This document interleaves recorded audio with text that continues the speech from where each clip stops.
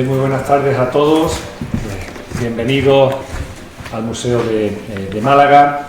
Estamos, como bien sabéis, en la clausura de la 14ª edición del Máster en Desarrollos Sociales de la Cultura Artística. Han pasado varios meses desde que, allá por finales del mes de octubre, tuvimos la conferencia de inauguración en el Salón de Actos del Museo Ruso. Y bueno, como digo, parece que fuera ayer, pero estamos aquí ya celebrando pues precisamente esta clausura. Sé y soy consciente de que es una clausura un poco más sobre el papel que otra cosa, porque todavía os queda labor y tarea por hacer, entre ellos finalizar muchos de vosotros las prácticas externas, realizar también el trabajo fin de máster, etcétera. Pero bueno, necesitábamos pues, tener también un acto institucional de cierre de este curso y aquí lo tenemos. Yo no me quiero extender muchísimo más, entre otras cuestiones, porque quiero dar paso ahora a las personas que componen esta mesa, no sin antes agradecer, por supuesto, la presencia aquí de la vicedecana de Estudios, Carmen González Román, que conocéis perfectamente porque es profesora del Departamento de Historia del Arte y también de nuestro propio máster. Antaño, hace un tiempo, pocos años, también coordinadora de este máster. Y, por supuesto, agradecer a la directora del Museo de Málaga, María Morente, que también tengo aquí a mi derecha, pues por su amabilidad, su predisposición y por cedernos este espacio, por habernos realizado esta magnífica visita para celebrar este acto de clausura. Bueno, yo sin más quiero ceder la palabra pues primero a la directora del museo, María Morente, por si quiere decir algunas palabras. Bueno, pues ya he dicho unas poquitas, ¿no?, a lo largo de la tarde, pero bueno, daros de nuevo la bienvenida. Simplemente decir pues que la verdad es que en mi experiencia profesional la relación con el Departamento de Historia del Arte y con este máster con el que he colaborado unos cuantos años pues ha sido muy enriquecedora y la verdad es que me hace especialmente ilusión que hayáis decidido a cerrar el curso aquí, ¿no? Daros la bienvenida, decir que el museo lo tenéis a vuestra disponibilidad para todo aquello que deseéis, todas las dudas o las colaboraciones que estiméis, y no voy a robar mucho más tiempo. Muchísimas gracias. Muchas gracias María. Doy paso ahora a la vicedecana de Estudios, Carmen González Román. Pues muchísimas gracias, Sergio. Yo, en primer lugar, tengo que decir que vengo en representación del señor decano de la Facultad de Filosofía y Letras, que él se ha excusado porque no podía venir por asuntos laborales y, bueno, para mí, lógicamente, ha supuesto una alegría, como podréis imaginaros, que no venga el decano, porque así vengo yo y bueno, y disfruto de este rato que me apetece muchísimo y que además sé que lo vamos a disfrutar todos con nuestra conferenciante invitada de honor de hoy. Yo quiero, como no, agradecer también en primer lugar al coordinador del máster, a Sergio Ramírez, que haya cursado su amable invitación y, por supuesto, como no, a María Morente, que es queridísima compañera y amiga ya de hace muchos años. Y es un lujo estar hoy aquí donde nos encontramos, en este escenario, con ella, además como anfitriona, con ella que ha hecho esa visita que un poco express, pero que ha dejado con ganas para que vengáis y disfrutéis y saboreéis el museo, los que no lo conocéis y los que lo conocemos también, porque acaban de entrar obras nuevas y hay exposiciones también temporales en curso muy interesantes. Y dejando a un lado este apartado ya de agradecimientos, quiero también agradeceros a vosotros que hayáis escogido este máster para cursarlo, porque no tendría ningún sentido tener un máster en nuestra facultad, que ya son 12, lo explicaba yo el día de la inauguración en este curso, donde no hubiera alumnos. Y afortunadamente tenemos que decir que es uno de los másteres con mayor demanda, es decir, hay muchos estudiantes que se quedan fuera, que no pueden entrar porque tenemos un número limitado de plazas y, bueno, pues pierden esa posibilidad de hacerlo, ¿no? Por lo tanto, daros las gracias a vosotros, como digo, por habernos elegido y sobre todo también por haber mostrado la actitud que habéis mostrado.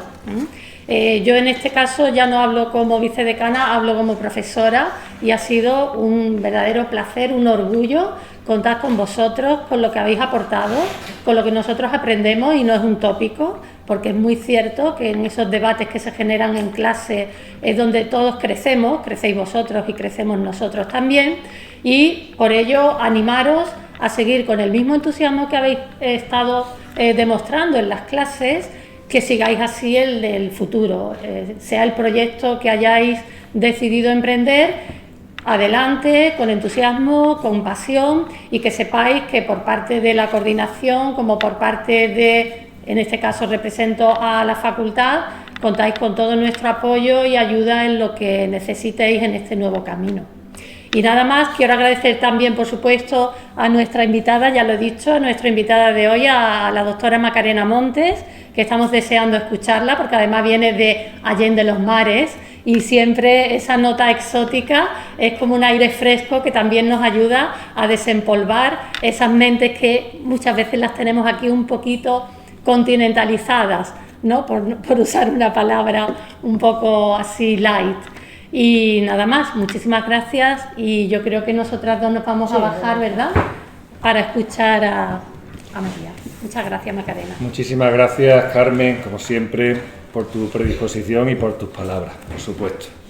Sin más dilación, pasamos a continuación a presentar a la conferenciante de hoy en este acto de clausura, la profesora Macarena Montes Sánchez. Como ya avanzaba Carmen González, nuestra conferenciante pues viene desde un poco lejos, desde Ecuador, desde la ciudad de Cuenca, y seguramente os sonará un poco raro, ¿no? Viene de Cuenca, Ecuador, pero se llama Macarena. Pues sí, es de Sevilla, oriunda de Sevilla, aunque, bueno, como ella dice, media vida la ha pasado en Sevilla y la otra media vida en Ecuador.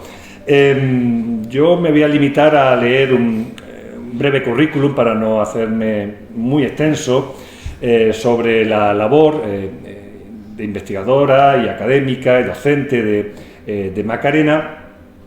Como digo, Macarena es nacida en la ciudad de Sevilla y su labor docente la desarrolla en la Facultad de Filosofía, Letras y Ciencias de la Educación de la Universidad de Cuenca, en Ecuador, como profesora titular investigadora. Es licenciada en Humanidades con el itinerario de Patrimonio Cultural, máster universitario en Arte, Museos y Gestión del Patrimonio Histórico y doctora en Historia del Arte desde el año 2017, con una tesis doctoral sobre la cultura visual en Cuenca en el periodo de 1890-1950, con perspectiva de género, por la Universidad Pablo de Olavide de Sevilla.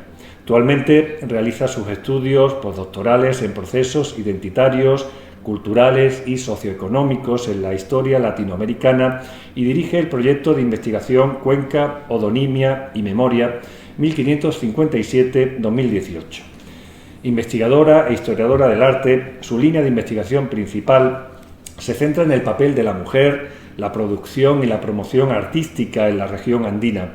Ha impartido conferencias a nivel nacional e internacional y ha publicado varios libros y artículos en revistas indexadas y en el Boletín de la Academia Nacional de Historia con el ensayo La participación de la mujer en el patrimonio artístico de Cuenca a finales de la colonia. Ha realizado labores de catalogación, inventario, curaduría y rediseño museográfico. Bueno, esto, como digo, es un resumen bastante escueto de su trayectoria y de su producción científica y académica. Como digo, no tenemos más tiempo para extendernos en esto y yo, por tanto, pues voy a dar paso directamente a la profesora Macarena Montes, que nos trae la conferencia titulada Artivismo, Arte y Género en Cuenca, Ecuador, una mirada en clave histórica. Te cedo la palabra, Macarena, cuando quieras.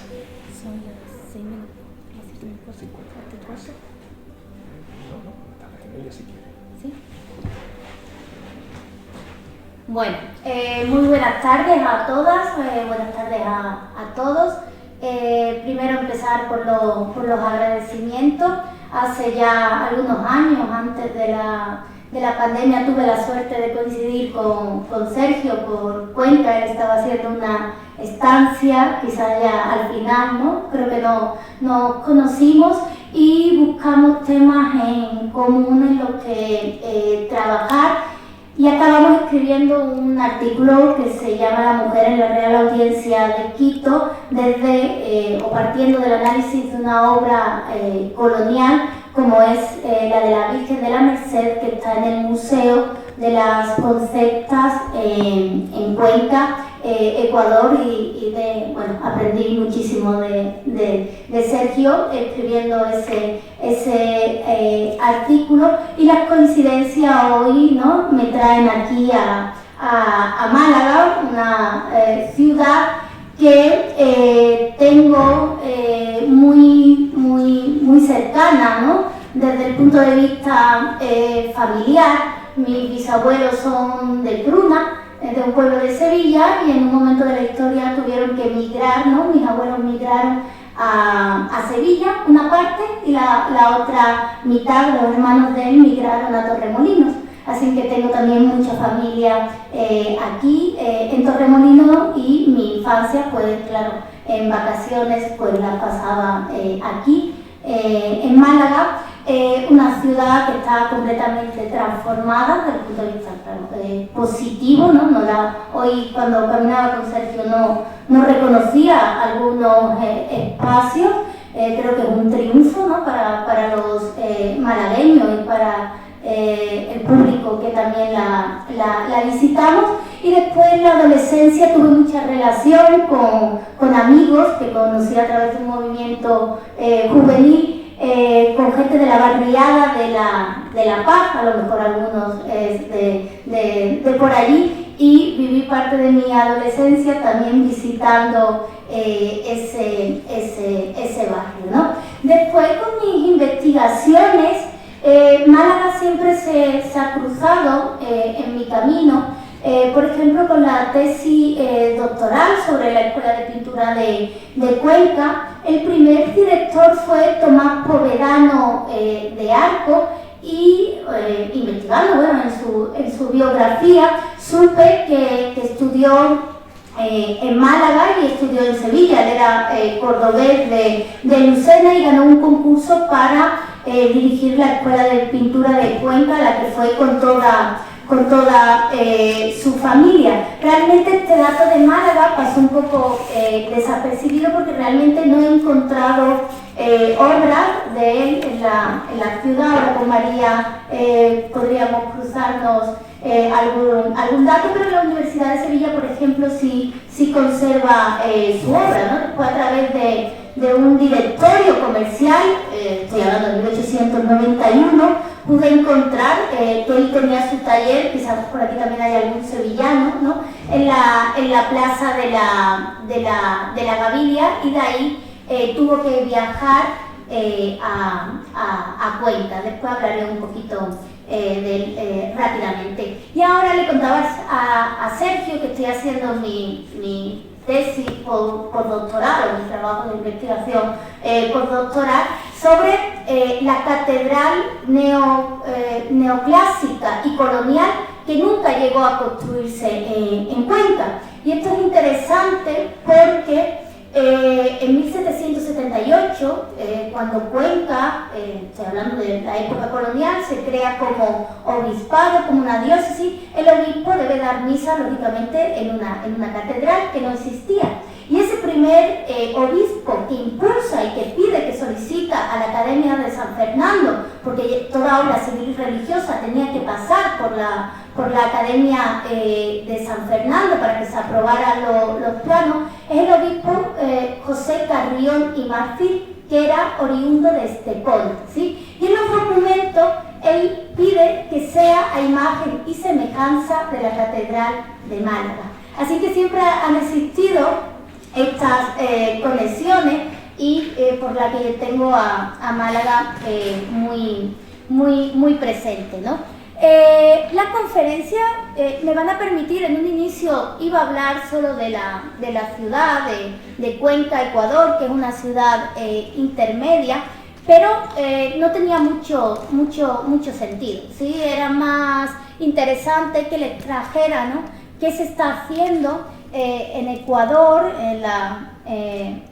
o desde una mirada histórica, pero también en la actualidad, en un país, ¿no?, que es relativamente pequeño, ¿no?, aunque tiene una zona que es la Amazonía, ¿no?, que es inmensa, un país que tiene 4 regiones, ¿no? Tiene la costa del Pacífico, tiene los Andes, ¿no?, que le atraviesa con una gran avenida de los volcanes, tiene el oriente, que le decimos así, pero es la Amazonía, y tienen algo que es espectacular, como las Islas Galápagos, ¿sí? Era más interesante hablarles desde las 3 ciudades que tienen o que han tenido más influencia en relación a escuelas, bienales y ferias, ¿no?, como son Quito, Guayaquil y Cuenca, ¿sí? Hay una gran diferencia demográfica, ¿verdad? Pero Cuenca es una ciudad intermedia, ¿sí?, y que es conocida como la Atenas del Ecuador, ¿no?, porque es una capital que se la da, una ciudad que se la da de culta, ¿no?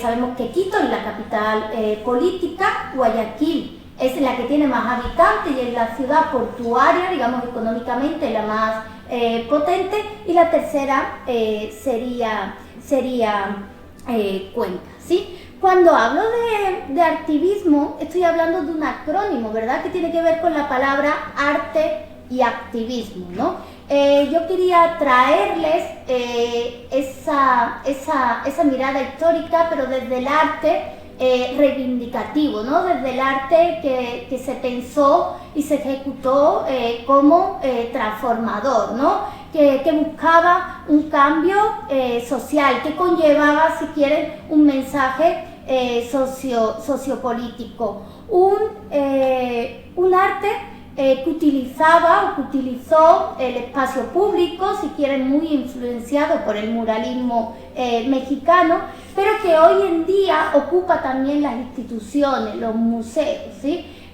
Hablaba María de eso, ¿no?, como el museo tiene que repensarse, porque en la historia al final no acabamos estudiando el pasado, ¿no? Como dice Ricord, todo aquello que fue, hoy en día somos, ¿no? Por todo aquello que fue, hoy en día somos, ¿no? Es esa conciencia del presente, ¿no?, cuando estudiamos historia del arte y estudiamos historia. Y los museos también tienen que estar en esas discusiones, ¿no?, en esas negociaciones, ¿sí?, en esos procesos de cambio, ¿no? Eso es lo que quería traerles con la palabra activismo, y lógicamente el género, porque este activismo se expresa a través de nuevos códigos visuales, nuevos códigos intervencionistas, ¿no?, nuevos códigos que se expresan de forma colectiva e individual, ¿no?, y donde la mujer ha tenido un papel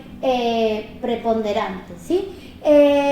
Este activismo, digamos que en el campo del género, todos mis estudios conllevan esta perspectiva de género, ha existido desde la propia lucha de las mujeres a lo largo de la historia, ¿no?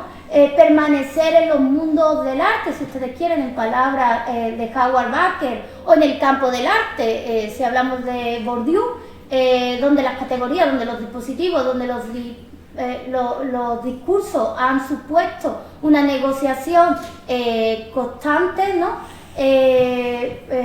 Ha supuesto para las mujeres esta incorporación, ¿no?, a estos mundos del arte, ¿no?, que continuamente ha implicado el saltar ciertos obstáculos y saltar ciertas limitaciones, ¿no? Yo debo confesarme desde un inicio, aprovechando que hay ahí una imagen de unas monjas creadoras con sus paletas, ¿no?, que pertenezco a ese círculo de investigadoras a los que se nos agita el espíritu frente a la invisibilidad de las mujeres artistas, ¿no? Afortunadamente en Ecuador cada vez son más los estudios de género. Hay estudios interesantísimos de las mujeres pulperas, gateras, las mujeres que trabajan en los mercados. Gatera viene de la palabra gatus, que en quichua, o en quechua, en Ecuador decimos quichua, en Perú quechua, significa mercado, como mujeres que integran el círculo mercantil, comercial, ¿no? Mujeres muy activas desde el ámbito de la economía, ¿no? Y es necesario recalcar que cuando utilizamos la perspectiva de género, los roles e identidades fueron construcciones sociales, ¿no? Que están basadas en la reproducción de ciertas jerarquías en la medida en la que pertenecen a distintos contextos, ¿cierto? No es lo mismo estudiar a las monjas concepcionistas, ¿verdad?, de finales del siglo XIX, como las que tienen en la imagen, que estudiar las mujeres de una clase, digamos, más burguesa, que ingresan a la Escuela de Bellas Artes en 1930, ¿no? Hay ciertos condicionantes y ciertas categorías que hay que tomar en cuenta, ¿cierto? Y a lo largo de esta mirada histórica en la que vamos a empezar en 1890, es verdad que existe en un inicio una preocupación por la presencia de los fondos y testimonios de esas mujeres, ¿sí? Encontramos testimonios de ellas, pero sobre todo a través de los discursos de los hombres, ¿no? Y es importante también indicar que este papel digamos, de subordinada, ¿no?, que ha tenido la mujer a lo largo de la sociedad, tiene que ver con ese argumento de inferioridad intelectual que muchos pensadores le han dado a la mujer desde el siglo XIX, ¿sí? Se fueron conformando desde la historia de la educación, ¿verdad?, ciertos estereotipos que indicaban, ¿no?, que la mujer, por ejemplo, ahí tenéis el texto que creo que podéis leer bien, en el que la mujer no había ya esa diferenciación, tenía que dedicarse a la aritmética, a la geografía, a la historia sagrada y profana, a la economía doméstica, ¿no?, mientras que al hombre pues eran otras materias y otras profesiones a las que debía y podía dedicarse, ¿cierto? Esta es un poco la línea del tiempo, no se ve completa, pero bueno, no importa, ¿sí? La línea del tiempo inicia en 1892, cuando tiene lugar la creación de las primeras escuelas de pintura en el Ecuador, ¿sí? Con la figura que les conté, con la figura de Tomás Povedano, se crea la primera escuela de pintura en el Ecuador, no en la capital, es en Cuenca, en 1892, y Tomás Povedano lo que indica en sus primeros discursos es que se acepten a mujeres, ¿cierto? Pero para él poder dar clase tenía que estar presente, lógicamente los hombres iban por la mañana, las mujeres en la tarde, tenía que estar presente su mujer y su hija supervisando esas clases, ¿no? Él no podía quedarse solo como director de la escuela en la clase de mujeres. Después, en 1904, ya se crea la Escuela Nacional de Bellas Artes en Quito. Es una época que tiene que ver con la revolución liberal, una época donde se institucionaliza el arte, en esa construcción de nación, en esa búsqueda de la patria.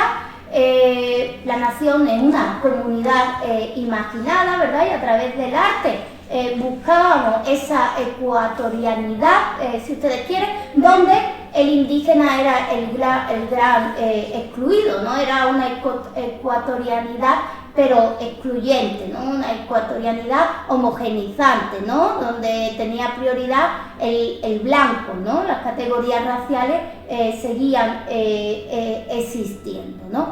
En 1917 se crea el premio Mariano Aguilera, que es el premio hasta la actualidad más importante a nivel nacional, y ha cumplido más de 100 años con un gran aporte económico a quien lo gane.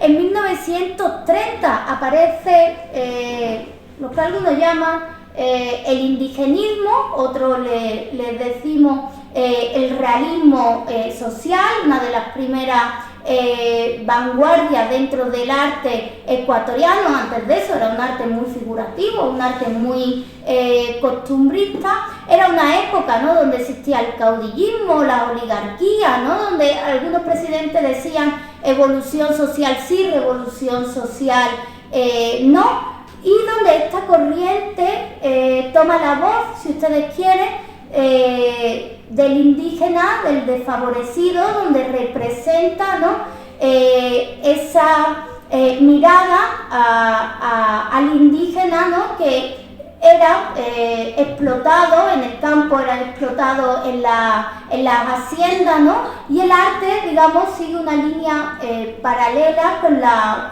literatura. Es el momento en el que, si no han leído estas novelas, les recomiendo Guasipungo, A la costa, ¿sí? Yo sé que la literatura ecuatoriana se conoce muy poco, ¿no? De hecho, yo antes de ir a Ecuador tampoco la conocía, pero les recomiendo esta obra, ¿no?, que va a la par de las obras pictóricas y escultóricas, ¿sí?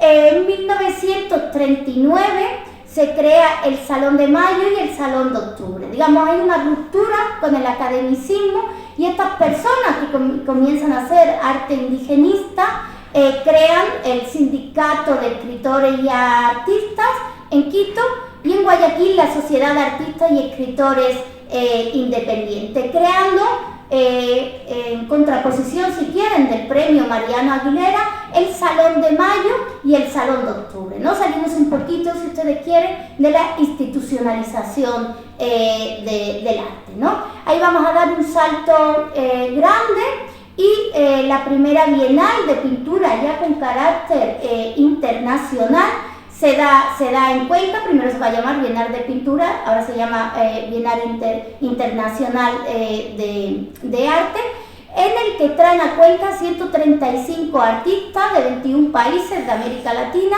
donde se exponen 321 obras y donde se realiza en una época bien conflictiva en Ecuador, porque está el gobierno de León Febres Cordero, un gobierno denunciado por violaciones a los derechos humanos, ¿sí? Después les voy a mostrar una obra con respecto a este tema, ¿sí? En 1990 llega la crisis inflacionaria al Ecuador, una cosa que se llama el feriado bancario. No sé si ustedes se acuerdan, no sé la edad que tienen, pero no sé si se acuerdan del corralito en Argentina, ¿cierto? Bueno, pues el feriado bancario congeló los ahorros por 24 horas a todos los ecuatorianos y les hicieron perder mucho de su dinero ahorrado. Esto provocó la migración, que seguro conocen, de muchas personas ecuatorianas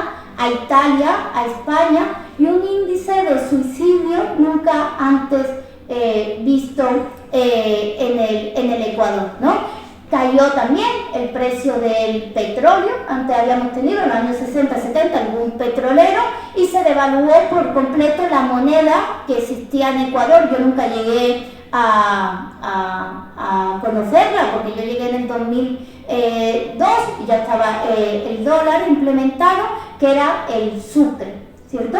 En el año 2000, esa migración provocada también por el golpe de Estado, juntas militares, ¿no? Un periodo difícil, estoy hablando de hace unos 20 años, y les quería mostrar las obras como última parte de la exposición que se estaban exponiendo o que se están exponiendo en las últimas bienales de Cuenca, y que tienen como protagonistas a artistas mujeres, ¿sí? la obra de la Bienal, perdón, de estructuras vivientes, el arte como experiencia plural, que tuvo como curador a Jesús Fuentemayor, con 52 artistas y 25 sedes repartidas por Cuenca, y les voy a mostrar la obra de Gabriela Cherres y de María José Machado.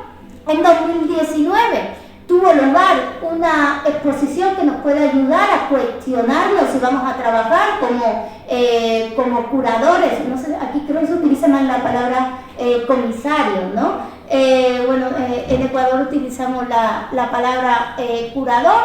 Se llamó la exposición de Enmarcado, Indigenismo, Arte y Política. Trató los 100 años de ese indigenismo del que le hablaba, de los años 30, que en realidad comienza en 1920, y toda la polémica que suscitó esa exposición desde los colectivos de artistas indígenas, ¿sí? Ellas se preguntaron que por qué las curadoras eran 5 mujeres blancas que nada tenían que ver con lo indígena, y por qué se seguía utilizando a estas personas como ventrílocuas, ¿no? Cuando ellas ya tienen mucho que decir de sus pueblos ancestrales, ¿sí? En el 2022 fue la última Bienal, hace muy poco, y estuvo curada por una, creo que es madrileña, Blanca de la Torre, donde se presentaron 34 artistas, 14 países, y el 67% de la Bienal por primera vez estuvo presente con artistas mujeres, ¿no? En la Bienal del Bioceno, cambiar el verde por el azul era el tema, ¿sí? Así que vamos a dar paso a todo esto de lo que vengo hablando en la línea del tiempo. Lo he dividido en 3 partes: en modo de estar, la institucionalización del arte en 1892-1930, en modo de ser, la profesionalización de la mujer en el campo artístico 1930-1990, y modos de habitar, mundo del arte 1990, actualidad, un poco más de arte contemporáneo, ¿sí? Yo creo que sin este modo de estar no hubieran sido posibles, ¿no?, los otros 2 espacios, ¿sí? Para que se den cuenta, bueno, aquí tenemos a Tomás Povedano. Tomás Povedano gana el concurso que se lanza en Europa a través del Consulado de Ecuador en Sevilla. Gana el concurso para dirigir la Escuela de Pintura de Cuenca, y decide irse con su familia, con su mujer y con su hija, que también era artista, ¿sí? Para cuando inicia la escuela hay matriculados 56 alumnos y 49 alumnas. Un año después hay matriculados 26 alumnos y 82 alumnas, ¿sí? La mujer no estaba mal visto, ¿verdad?, que asistiera a las clases de pintura, sobre todo porque estaba controlado por la mujer y por la hija de Povedano, sino porque el arte tiene que ver con la sensibilidad, con el cuidado, ¿verdad? Entonces las mujeres comenzaron a ingresar dentro de la historia de la educación a partir de campos como la obstetricia o el magisterio, ¿no? Campos que tienen que ver con eso, con la sensibilidad y el cuidado, ¿no? Por eso se permitía que ellas fueran alumnas.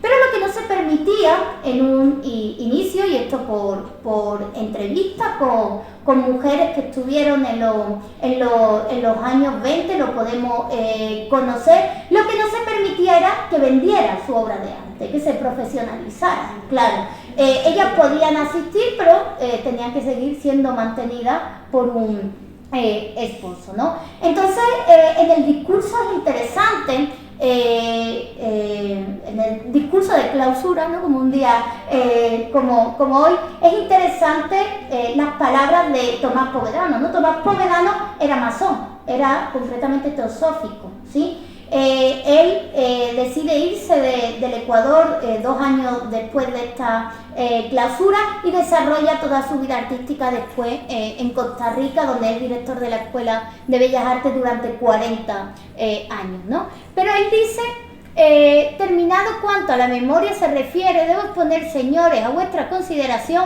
que no siendo fácil repetir este acto, juzgué oportuno llevarlo a efecto en general y dándole la preferencia a mis alumnas por respeto a su sexo, por sus mayores constancias en el trabajo y con el fin de abrirle las puertas a estas fiestas de la inteligencia para ellas cerradas por costumbre, cuyos móviles respeto, pero que a todas luces se oponen al progreso a que con tan justos títulos debe aspirar la culta capital azuana, ¿no? Después aparece un señor que se llama Antonio Muñoz, como el pintor que vimos aquí abajo, ¿no? En el que le acaba totalmente apoderando, ¿no? Por haber dado estas palabras a favor de la educación y de la instrucción de la mujer, ¿no? Después, 1904, ¿verdad? Esta es una foto de la Escuela de Bellas Artes en Quito. Hay pintores importantes, pero podemos ver la presencia también de mujeres artistas, ¿no? Entendamos algo, y es que cuando se inaugura la Escuela de Bellas Artes en Quito, está la Revolución Liberal en Ecuador y se proclama el laicismo, ¿sí? Esta pelea iglesia-laicismo fue muy fuerte durante los primeros años del siglo XX. De hecho, el presidente Eloy Alfaro, el presidente liberal que llevó a cabo esta revolución liberal, fue al final de su periodo arrastrado por las calles de Quito y asesinado, ¿sí? Y bueno, el laicismo trajo mucho conflicto, ¿no? Pero bueno, lo logró, la mujer comenzó a acceder a la educación, y esta escuela fue protagonista, ¿no? De un proceso de modernización dentro del arte ecuatoriano, pero también de un proyecto nacional, ¿verdad? Y un proyecto que tenía que ver con la patria. Si quieren, impulsado, ¿no? También a partir de 1917 por el premio Mariano Aguilera, cuyo aporte económico desde un inicio, estoy hablando de 321 sucre en sus inicios, que era muchísimo dinero, ¿verdad? Incentivó la presencia en este tipo de exposiciones, ¿no? Pero los primeros premios tenían que ver con un arte muy figurativo, si quieren, o muy costumbrista, ¿no? Tuvo que llegar 1930 y a finales de 1920 un acontecimiento muy trágico en Ecuador en 1922, como fue la matanza de obreros en Guayaquil en busca de un salario digno, ¿sí? Para que inicie esta vanguardia, lógicamente también influenciada por el muralismo mexicano, como es la del indigenismo, ¿no? Con tres mujeres muy importantes que no aparecen en los manuales de historia. No sé si a ustedes les suena Guayasamín Quisma, ¿no? Guayasamín sería el pintor más universal que se conoce en Ecuador, pero bueno, si no conocen a los hombres artistas, peor a las mujeres, ¿no? Porque no están en los libros de historia, ¿no? Yo destacaría a tres, que es Alba Cardero, Germania Pacimiño y Piedad Paredes, ¿no? Vamos a ver las obras de estas artistas. Fue un momento, los años 20, importante en el Ecuador, porque claro, después de esta matanza de los obreros, por ejemplo, se crea el Partido Socialista Ecuatoriano, ¿no? Hay un impulso al Partido Comunista, y Alba Calderón, que es la que les presento en esta imagen, perdón, no se ve el nombre, ¿no? Alba Calderón con Los Desocupados, una obra de 1937, una obra a carboncillo. Se declara desde un inicio feminista, todas fueron alumnas de esta Escuela de Bellas Artes, pero ella se declara feminista, pacifista y militantes de izquierda, ¿no? Alba Calderón, para que os hagáis una idea, tenía relación con Siqueiros, con el muralista mexicano. De hecho, Siqueiros va a Guayaquil en esta época como invitado del sindicato de artistas para dar una conferencia sobre arte mexicano, ¿sí?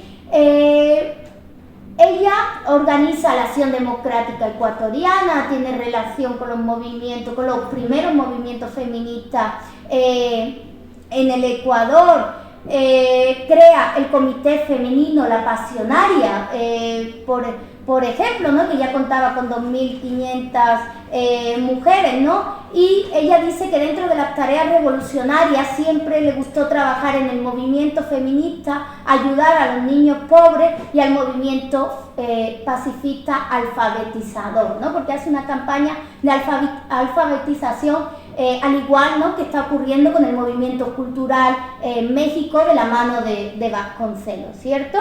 Esta obra es Las escogedoras de café, porque ella también pinta todo lo que tiene que ver con la hacienda, con el indio explotado. Quizás esta obra mucho más colorista, ¿no?, donde se trabaja más la composición. Ustedes saben que Ecuador, ¿no?, cuando dicen Ecuador es un país subdesarrollado, yo me río, ¿sí?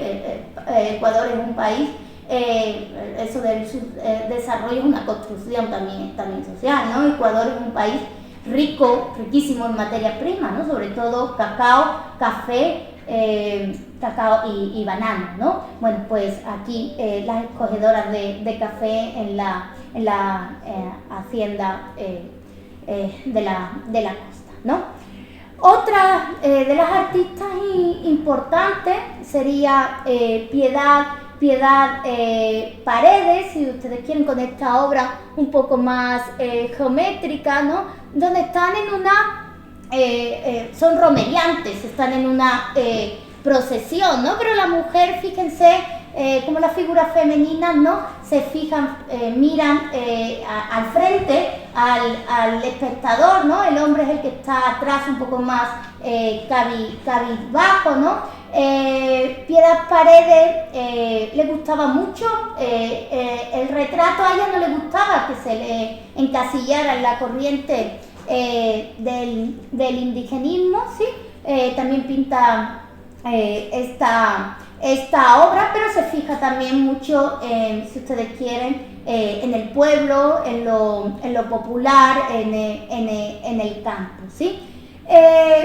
La tercera mujer artista dentro del realismo social es Germania Paz y Miño, ¿sí? Ella nace en 1913, muere en el 2002, ¿no? Y Germania Paz y Miño es una de las ganadoras de los salones y de las premiadas en el Mariano Aguilera y en otros certámenes, ¿sí? Ella habla, ¿no?, siempre de la angustia social. Fue una cosa que siempre vivió desde muy muchacha en mí, la angustia que tenía yo por la gente que necesitaba ayuda, por la que había que luchar. Y ese pensamiento, ese amor que existía en mí, fue haciéndose realidad en mi obra y fue siendo lo número uno en mi pensamiento, en la creación artística, ¿sí? Ella no solo es una de las primeras mujeres escultoras de la academia, ¿no?, sino también pintora, ¿no? También trabaja las artes plásticas, como este cuadro que fue uno de los ganadores de esos certámenes, ¿no?, que se llama Las Lavanderas, ¿no? Desafortunadamente no se ve en las diapositivas completa, ¿no? Pero una mujer, si ustedes quieren, en tres tiempos, ¿sí? Ella tuvo mucha influencia del muralismo mexicano, ¿cierto?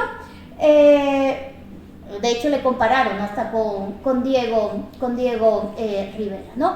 Un poco esta tabla para que entendáis. Vuestro máster inicia, ¿no? ¿Cómo se llama? Desarrollo social, ¿no?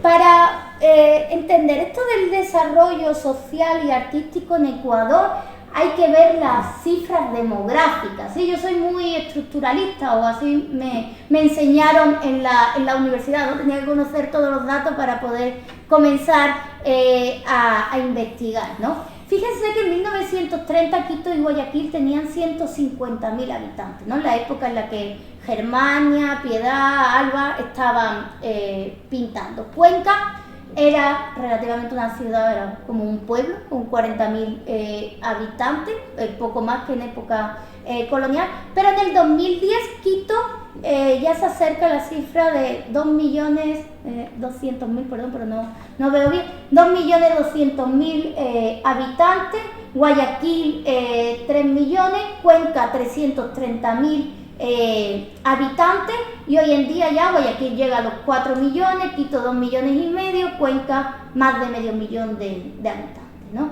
El crecimiento demográfico es una cifra a tener en cuenta, ¿sí?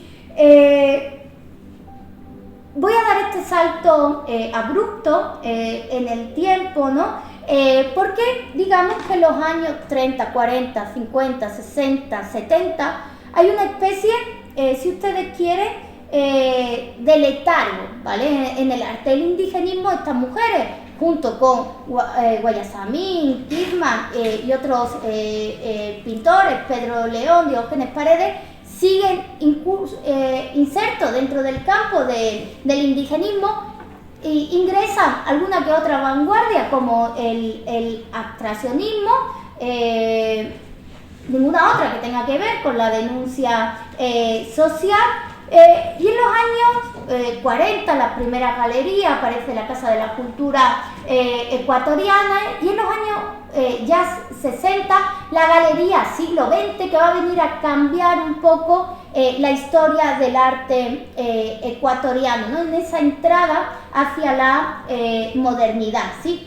Marta Traba, que es una crítica muy importante en América Latina en los años 60-70, da una conferencia y dice que para 1970 en América Latina existen dos líneas, ¿sí? Dentro del arte: países cerrados con una fuerte tradición colonial y precolombina, Colombia, Ecuador y Perú, y países abiertos a recibir influencias externas, y esos son los del cono sur, ¿no? Por lo que pinta un panorama, si ustedes quieren, geopolítico, que indica que aún seguíamos marcados por el academicismo y la nociva incidencia, además lo dice así, la nociva incidencia del muralismo mexicano, ¿sí? Critica a Osvaldo Guayasamín, el referente más importante en el arte ecuatoriano, en las artes plásticas, llamándole una especie de gamonal de las artes plásticas, ¿sí?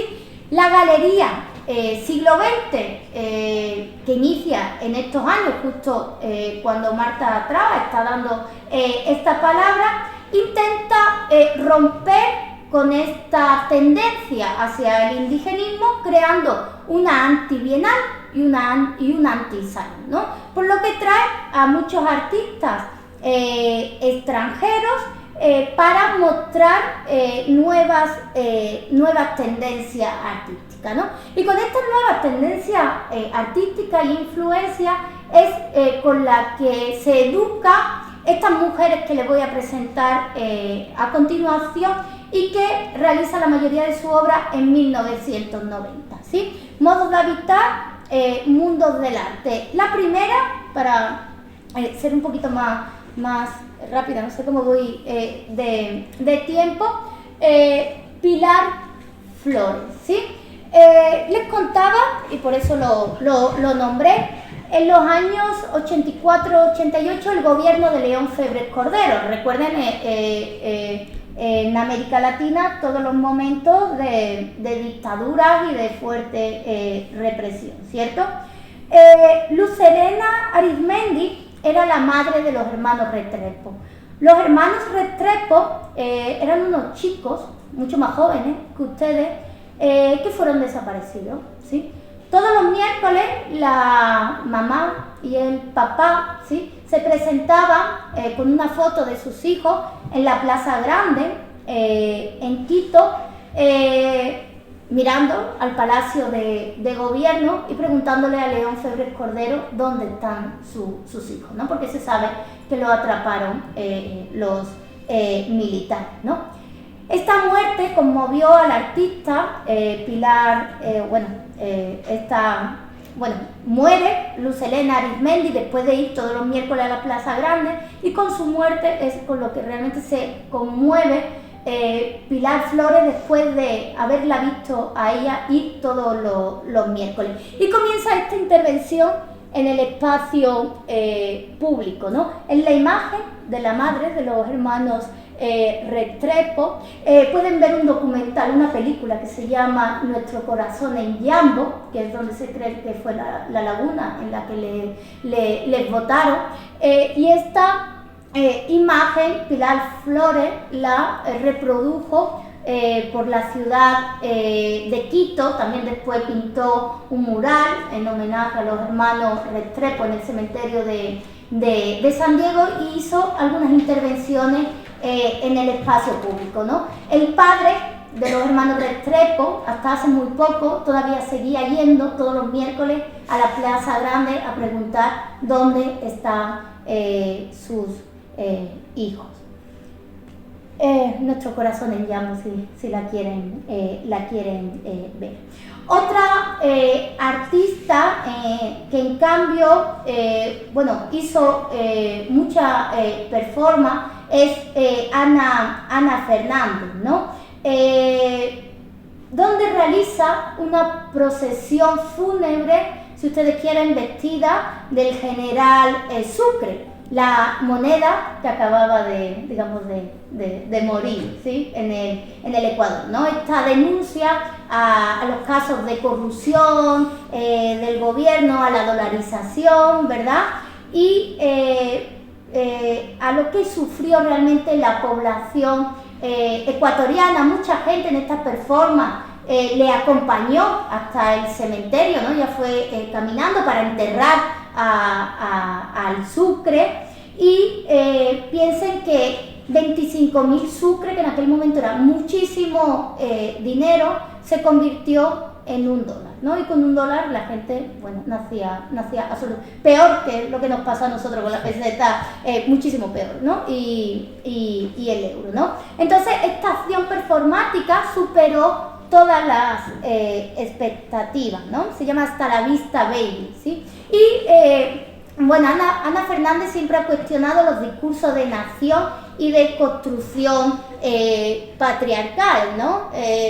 Utilizando, si ustedes quieren, la estética de la cultura popular. Voy a ir un poquito más rápido. Aquí una lotería donde podías tirar dardo, ¿no? A los presidentes, a los políticos. A la derecha una crítica a esto de las primeras damas, ¿sí? Yo creo que fue el presidente Correa el primero que dijo que, y la mujer también, que era de Bélgica, que dijo que ella no iba a ser primera dama, ¿no? Bueno, pues a ese papel de la primera dama le cuestionó con estas imágenes, ¿no? Desde la cultura popular, ¿no? Y esta ruleta que tiene que ver con los juegos populares, que sobre todo se usan en el Corpus Christi allí en el Ecuador, ¿sí? Otra artista sería Melina Guachima, ¿no? Además compañera de la Facultad de Filosofía. Ella, junto con el colectivo New Canchi, tiene un archivo de la memoria audiovisual de la migración ecuatoriana, ¿sí? Cuando los migrantes venían a España y a Italia, fue el momento en los años 90 de adquirir las videocámaras, ¿ya?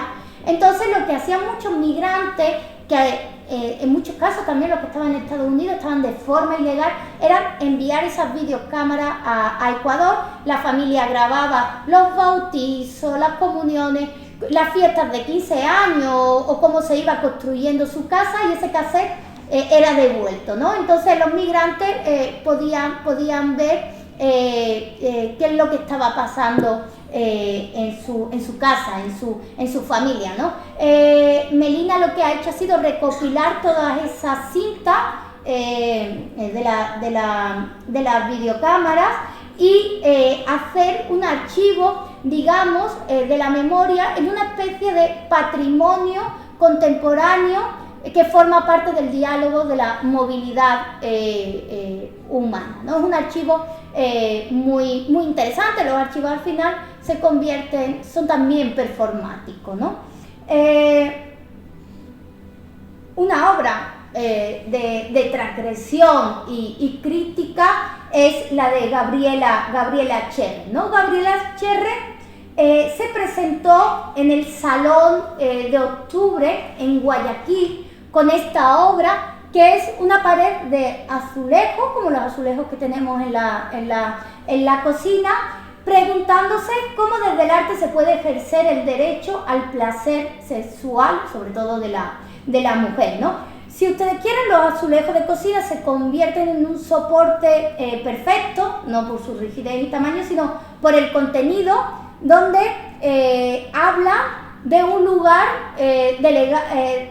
digamos que históricamente delegado a las mujeres, como es la cocina, pero en vez de una fruta, ¿no? De otro dibujo que tenemos en la cenefa, ¿no? Ella pintó escenas eróticas, ¿no? A modo de las revistas mexicanas pornográficas que ella podía encontrar en ciertos kioscos en Guayaquil. Bueno, pues le cuento que esta obra ganó el Salón de Octubre de ese año, fue 2007, y al año, bueno, y el obispo de Guayaquil montó un lío espectacular, ¿no? Escribió un artículo en el periódico, el obispo era Monseñor Elías Dávila, que se llamó Apuntes para el futuro, todo es arte, y decía que describiría la obra como unos baldosines de cómic extranjeros subrayados por la vulgaridad de palabrejas de albañil, que no coinciden para nada del espíritu guayaquileño, que hoy ha caído nuevamente por los suelos. ¿Alguien tiene la culpa que estos engendros se presenten y ganen una muestra? Pues le cuento que en las bases del siguiente concurso del Salón de Octubre se prohibió toda obra que tuviera un contenido sexual, ¿sí? Hasta el día de hoy, ¿sí? Bueno, estas son las obras en forma de viñeta que contaba, además se llamaba Ardo por un semental que me llene toda, ¿sí? Lógicamente era un gesto provocador, ¿no? Contaba, narraba la historia de una mujer peligrosa, pelirroja, ¿no? Que dejaba al marido, ¿no? Y buscaba a un semental que le llene toda, ¿no? Era una obra realmente de provocación, pero que también hablaba del placer femenino. Y esta es la obra, me estoy acercando, 2018 ya, la obra que se llama Mis 15 fracasos sementales para la Bienal de Cuenca del 2018. Y esto es interesante porque yo conocí a Gabriela poco antes de hacer esta obra, porque el curador, yo no sé cómo son las bienales aquí, pero en Cuenca se les pide que vayan a Cuenca, que vean los espacios expositivos y que a partir de ahí creen la obra. Entonces Gabriela me pidió que le acompañara por Cuenca buscando nichos religiosos, porque quería hacer algo con los nichos religiosos, ¿no? Entonces lo que crearon fue una pared falsa en el Museo de Arte Moderno, 15 nichos, y en esos nichos, a través de una figura de cerámica, porque ella trabaja muy bien la cerámica, contó sus 15 fracasos sexuales, ¿ya? Fue interesante porque los mediadores, los guías del museo, al final crearon un buzón en esa sala, ¿no? Y dice Gabriela que lo que se encontró en ese buzón fue número de teléfono o cosas que decía algo como me alegro que hayas tenido tantas experiencias negativas, siquiera yo me casé virgen, ¿ya? Bueno, una frase un poco loca. Otras que preguntaban, ¿pero cómo es ella? ¿No? Que le preguntaba a los guías, ¿pero cómo es la artista, ¿no? Una obra, si ustedes pueden ver, provocadora. Y voy a terminar con la obra de María José Machado. Quiero que la conozcan, además es compañera de trabajo, ella es artista, fue incluso mi alumna, yo no soy tan mayor tampoco, pero empecé dando clases muy pronto. Y María José es interesante, ¿no? Porque su padrastro en el 2005 le quemó toda la obra de ella, ¿no? Ella dice que, bueno, ella sabe que trabaja a través del cuerpo, que pone su cuerpo al límite, en resistencia, que trabaja desde la disidencia, que trabaja desde la provocación, desde, si ustedes quieren, una estética de la deriva y el error, y utiliza el cuerpo como recurso de expresión y creatividad, ¿sí? Esto es en Chile.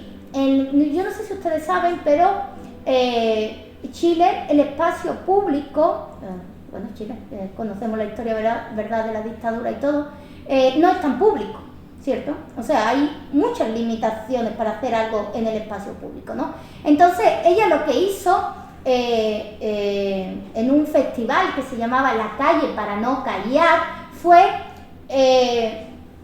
con un clavo ardiendo ponerse en braille la palabra silencio, ¿sí? El curador de ese festival le dijo, no utilicen la calle porque va a venir la policía. Entonces ella dijo, no, yo me hago cargo de mi obra, yo solo me voy a sentar y yo me voy a tatuar a través de esos clavos la palabra silencio en un paseo, y esto es lo interesante, en un paseo que se llama Paseo Libertad, ¿sí? Otra obra interesante, la penúltima, y con la siguiente ya termino, ¿sí? Es Nombrar es existir, ¿sí? Ella fue a un pueblo que se llama Pujilí, donde se realizaba un festival de arte público. Encontró, bueno, lo tenéis ustedes a vuestra izquierda, esos nichos, esa pared en el cementerio, que no tenían nombre, ya no tenían nada, hasta que ella averiguó que era el espacio donde se colocaban a los niños huérfanos, ¿ya? Es curioso porque Pujilí, la palabra Pujilí, que es un pueblo del Ecuador del norte, significa posada del juguete, ¿ya? Y lo que hizo ella fue limpiar todas esas tumbas y ponerle nombre a esas tumbas y ponerle cajas de juguetes. Han visto esta caja de juguetes, ¿verdad? Que suena, ¿no? Esa caja de juguetes, ese sonido hizo que la gente, pronto vendría el día de los difuntos, y en Ecuador, bueno, pues abren por la noche los cementerios, ¿no? No tanto como en el caso de México, pero sí es súper importante. Hizo que mucha gente visitara esa tumba, ¿no? Estoy hablando de que hay 113 niños que reposan en ese espacio, son fallecidos en los años 70 y 80, 27 registraban nombres y 86 eran anónimos, ¿no? María José les nombró, ¿sí? Es muy importante eso de nombrar, ¿no? A veces no nos damos cuenta, ¿no? Hoy venía en el tren y escuchaba Estación de Ferrocarril María Zambrano, digo, por fin una mujer en el callejero, ¿no? Yo estoy haciendo una investigación sobre eso. En Cuenca hay 1.300 nombres de calles masculinos frente a 91 nombres femeninos, ¿sí? Y me llamó la atención, ¿no? Bueno, lo importante de nombrar y también lo que no está nombrado. Con esta obra termino, para que veáis esa vinculación. María José es una persona activista, y ella en esta calle de aquí se llama, a ver Sergio si te acuerdas, esto es El Vado, se llama El Vado porque por aquí es por donde se vadeaba, se cruzaba a pie, aquí está el río, ¿no? Es una subida, y María José, bueno, la casa de su abuelo es una que está aquí a la derecha, y ella ahí montó alguna vez una galería, una tienda también de diseño, y en esta tienda de aquí lo que trabajan son maestros artesanos, ¿sí? Sobre todo hojalatería, ¿ya?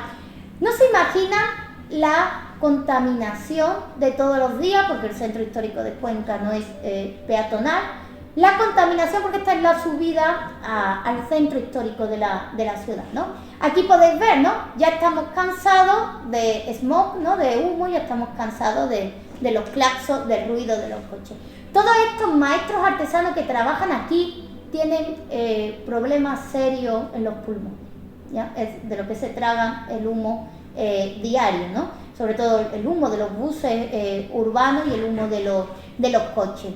Ella es llamada para la Bienal del 2018 y coloca, si ustedes ven aquí, ¿no? 8 lienzos y a través de una serie de aglutinantes, pigmentos, dibuja los retratos de esos habitantes de esa zona del vado y con el humo pues se va creando una especie de claro oscuro, ¿sí?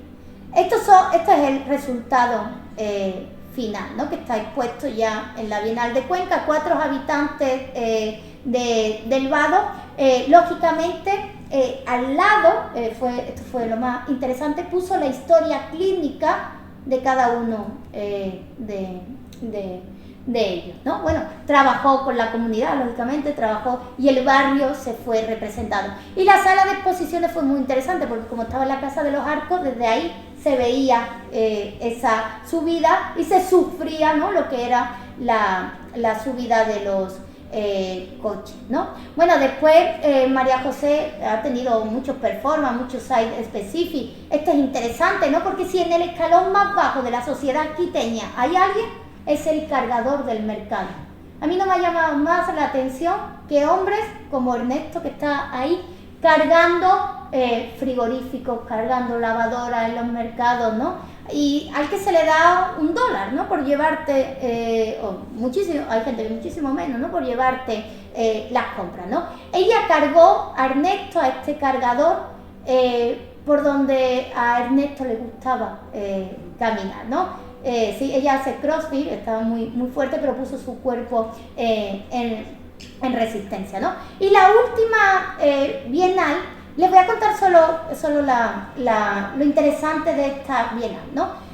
Se llama Bienal del Bioceno, cambiar el verde por el azul, y lo que hizo Blanca de la Torre es decir, verá, aquí no puede haber ningún envío, ¿sí? Vamos a reducir lo máximo posible el tema de la contaminación. Vamos a hacer la bienal más sostenibles de todas, ¿no?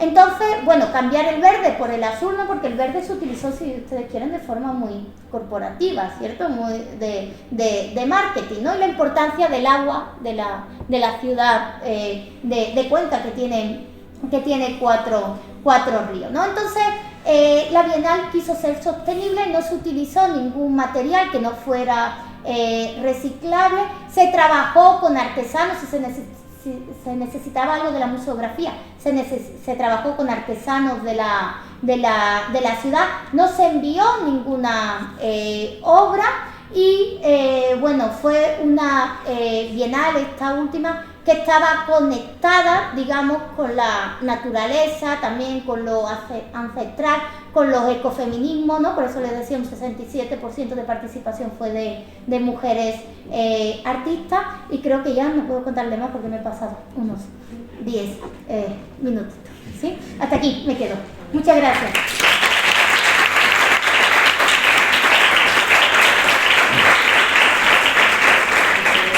Muy bien, muchísimas gracias Macarena por esta conferencia, por esta charla tan interesante en cuanto a sus contenidos y tan amena a su vez. Si hay alguna persona que quiera realizar algún tipo de pregunta o cuestión a la conferenciante, a Macarena, pues ella estará gustosa de responderle.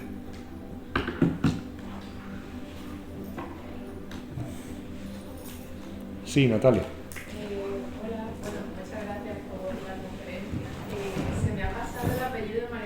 Machado Gutiérrez, y tienes la web para poder ver toda su obra.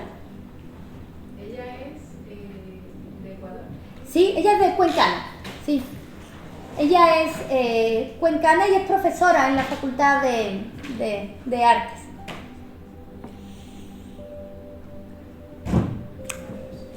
Muy bien, ¿alguna pregunta más?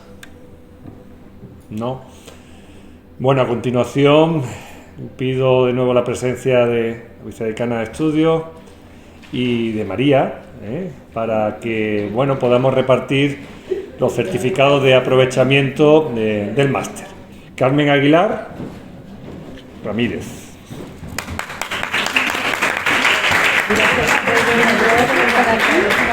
Aquí te veo un ratito, porque si no está muy bien. Bueno, pues enhorabuena. Alessandro Apra. Enhorabuena, Alessandro.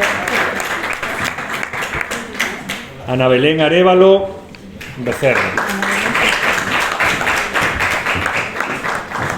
Enhorabuena. Alberto Arias Rosa.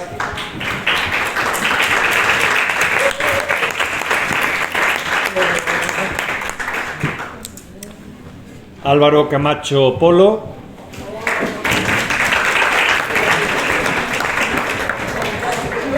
Enhorabuena.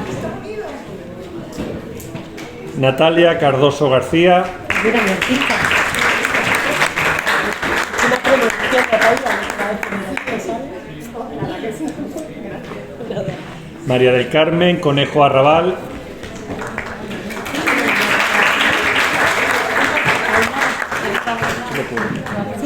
Sí, ciérralo ya. Juan Crosa Vega.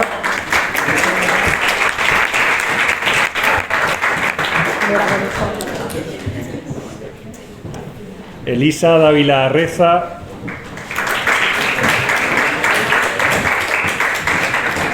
Enhorabuena, Elisa. Sara Paola Diano Fernández.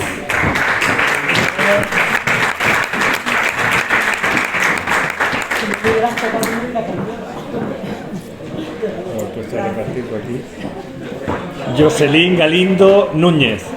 ¿Jocelyn no está? Las que he hecho las prácticas en el museo. Sí. Saber. Jocelyn no está, ¿no? Laura Gallardo Martín.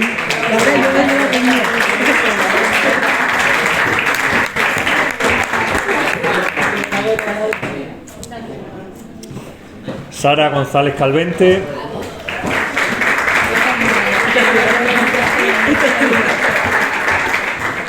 Enhorabuena.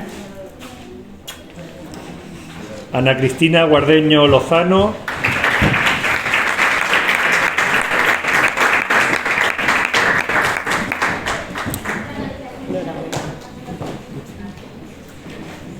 Michelle Yasmín Cuesta. Esa no está. Creo que no está. Michelle no, ¿no? Alba López Rodríguez. Tampoco. Eugenia Maldonado García, sí.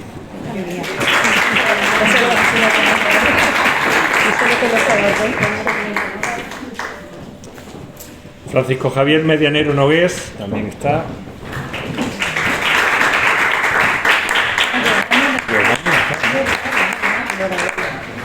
Giovanni no ha venido tampoco, ¿no?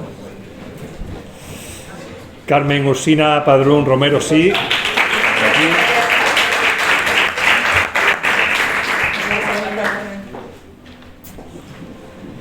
Miriam Palma, creo que tampoco.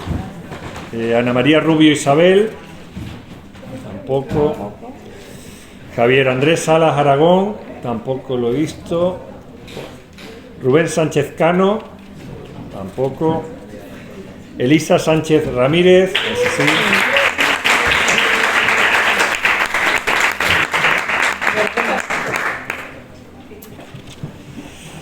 María Sanzo González, sí, está por aquí también.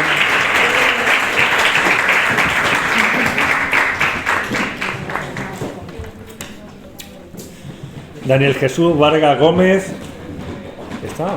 Daniel, tampoco. María Vázquez Alba, tampoco. Cayetano sí, Cayetano Villodre Fernández.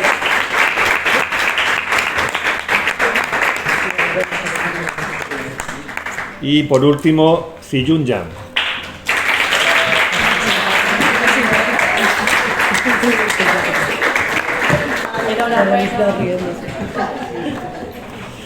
Bien, con esto damos por final. Creo que no se queda nadie atrás, ¿no? Todo el mundo tiene su certificado, sí.